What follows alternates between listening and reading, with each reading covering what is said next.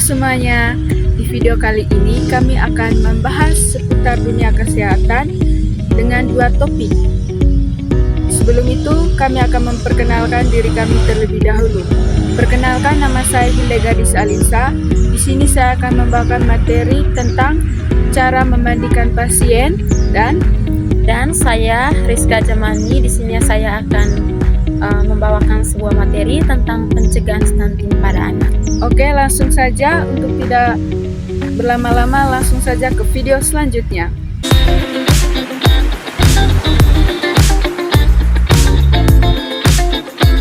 Halo semuanya, di sini topik yang akan kami bahas yang pertama yaitu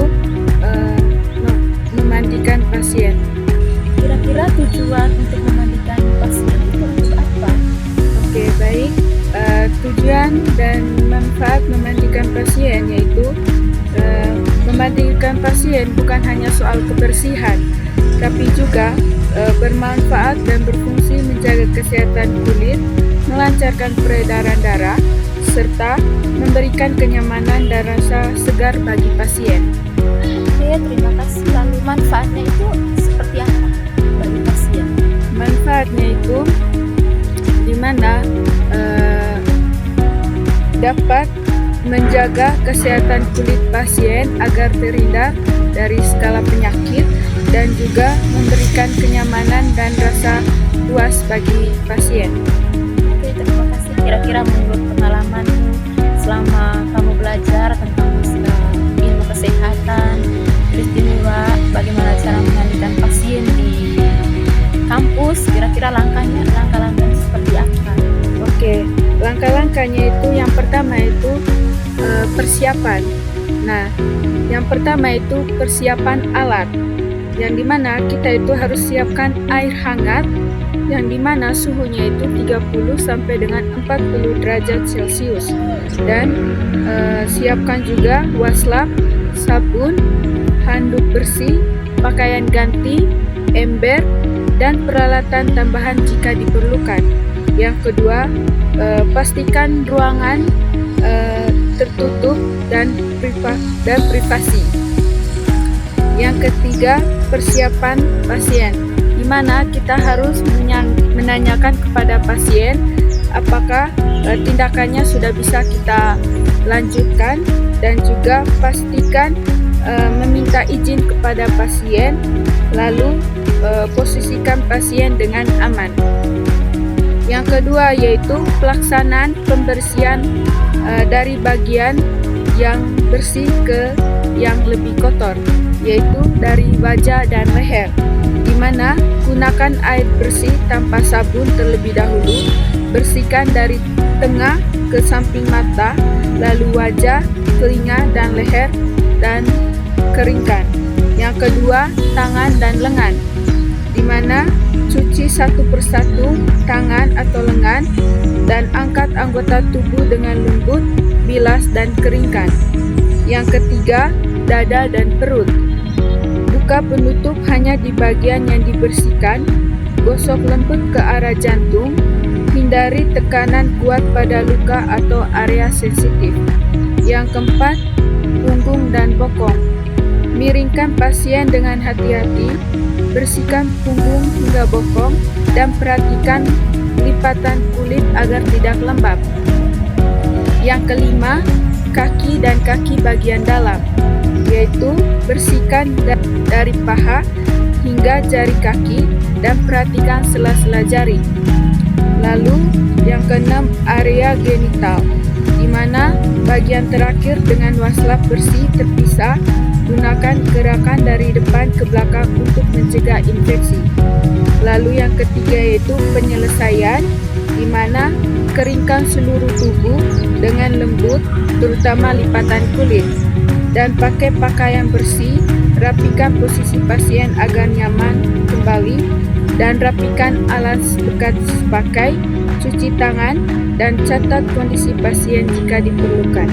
Baik, itu saja langkah-langkah dalam memandikan pasien. Oke, selanjutnya di sini kami akan membahas topik yang kedua.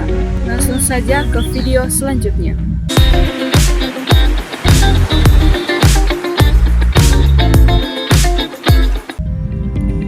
Baik, pada video yang kedua saya akan membahas berbagi cerita sekaligus memberikan edukasi tentang masalah kesehatan yang seringkali terjadi di sekitar kita, yaitu tentang masalah stunting pada anak. Mungkin banyak dari kita pernah mendengar istilah stunting, tetapi masih ada yang berpikir kalau stunting itu hanya soal tubuh anak yang pendek, padahal sebenarnya dampaknya itu jauh lebih besar daripada itu. Oke, langsung saja ke pertanyaannya.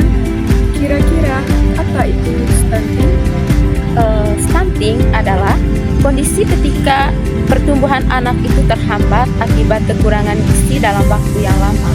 Biasanya terjadi sejak anak masih dalam kandungan ibu sampai dia berusia 2 tahun. Masa ini sering disebut sebagai 1000 hari pertama kehidupan dan itu merupakan masa yang sangat penting. Oke, lalu mengapa stunting itu bisa terjadi pada anak?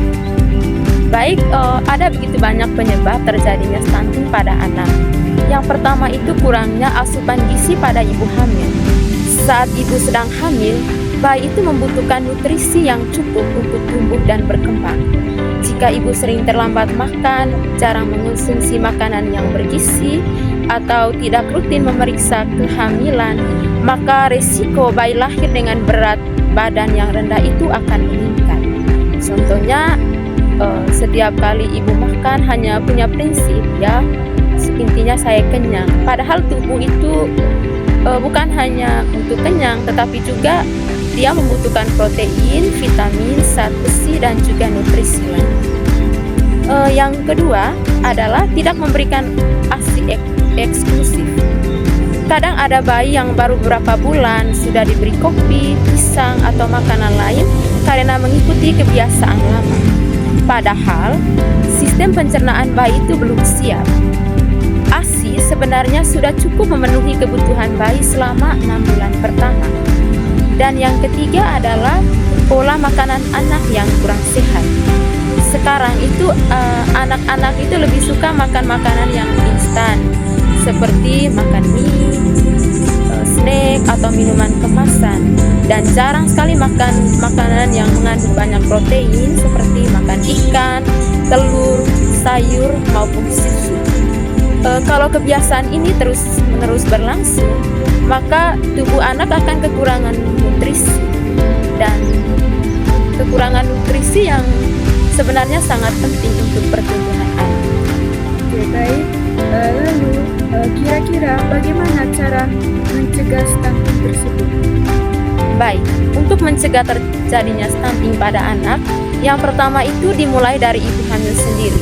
Ibu hamil itu harus menjaga pola makanan dan rutin memeriksa kehamilan ke puskesmas atau bidan. Makanan bergizi tidak selalu yang mahal. Telur, tempe, ikan, sayur hijau, dan buah lokal sebenarnya sudah sangat baik untuk memenuhi kebutuhan nutrisi. Lalu yang kedua itu memberikan ASI eksklusif selama 6 bulan. ASI memiliki banyak manfaat karena mengandung zat gizi dan antibodi yang membantu meningkatkan daya tahan tubuh bayi. Lalu yang ketiga, setelah bayi berusia 6 bulan, orang tua perlu memberikan MPASI yang bergizi seimbang. Oke, selain makanan yang bergizi, kebersihan juga sangat penting. Anak-anak yang sering terkena diare atau cacingan akan sulit menyerap nutrisi dengan baik. Oleh karena itu, kebiasaan sederhana seperti mencuci tangan sebelum makan, menggunakan air bersih, dan menjaga kebersihan lingkungan sangat membantu untuk mencegah terjadinya stunting. Baik teman-teman semua, pada kesempatan ini saya mau mengatakan bahwa stunting itu bukan hanya tanggung jawab tenaga kesehatan, tetapi juga tanggung jawab kita bersama. Semoga edukasi kecil yang kita bagikan kepada keluarga atau masyarakat bisa membantu mencegah masalah stunting pada anak. Karena pada akhirnya anak yang sehat akan tumbuh menjadi generasi yang kuat, yang cerdas, dan mampu meraih masa depan yang lebih baik. Saya berharap setelah mendengarkan podcast ini kita semua semakin sadar bahwa menjaga gizi dan kesehatan anak itu sangat penting sejak ini. Terima kasih sudah mendengarkan podcast kami hari ini. Sampai bertemu lagi di waktu selanjutnya. Tuhan memberkati kita semua. Salam sehat.